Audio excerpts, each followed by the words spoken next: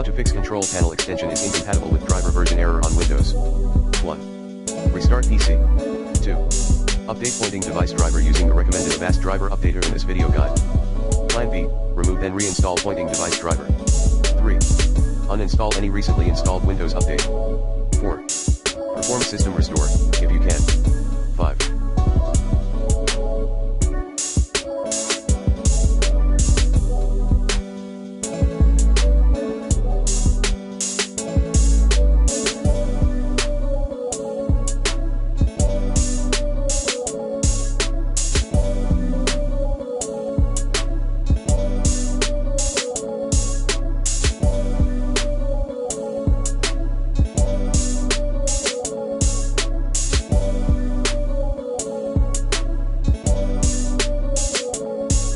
Run hardware and devices troubleshooter.